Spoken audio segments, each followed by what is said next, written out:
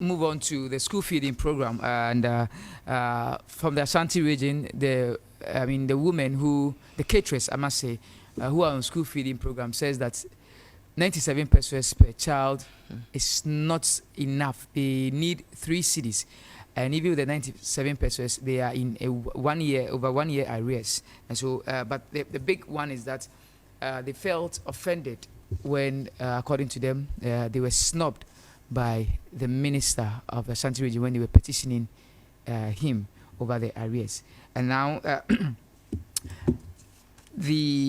that's the case now.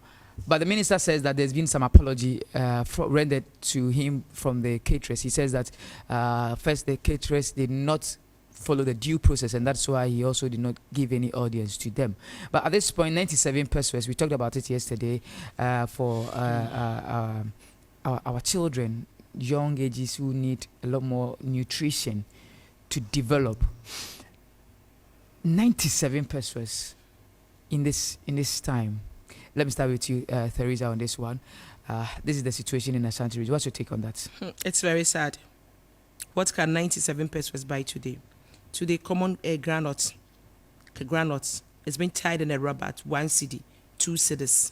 Gari, you not even find a tablespoon of gari being 50 pesos anymore. It's 1 cedi and 2 cedis. So what would 97 pesos feed a child? Listen, we shouldn't take Ghanaians for granted, okay? Those are children who go to school, and then when you feed them, you give them poor nutrition, it affects them academically. So at least I would even prefer if it should be increased to 2 cedis. They want 3 cities. Thank you. Yeah, they want 3 cedis. Yes, because go to the roadside today and buy wache. It's 5 cedis, 6 cedis. The cost of living in Ghana now is expensive. And commodities and goods and stuffs in the market are quite expensive. So how do you give them 75 pesos? What are they going to do with it? Are you helping them to grow their businesses?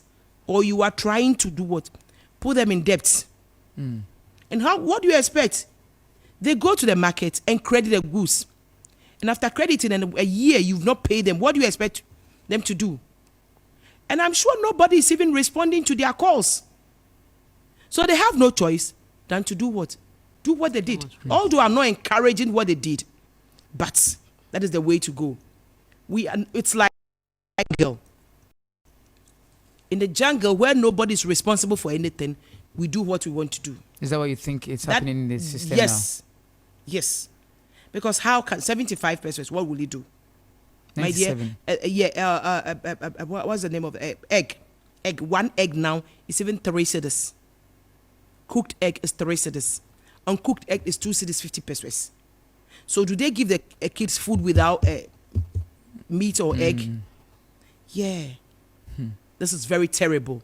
And we need to go back and look into it. If you can't, then we should put a stop to it. It is 2 things. Yes.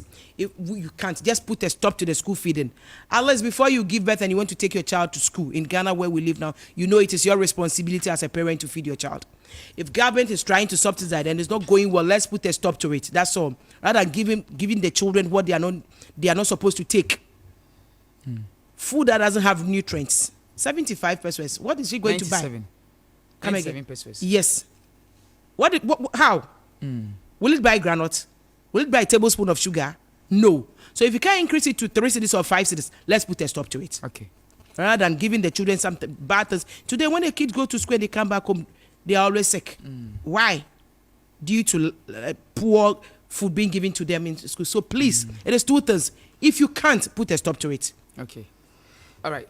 I'll come back to Frida, but I have to go for a break and come back, and we continue on the conversation. I'll ask 97 pesos. What kind of food are they being fed with that amount of 97 pesos? So we'll be back. Stay with us. This is Breakfast Live.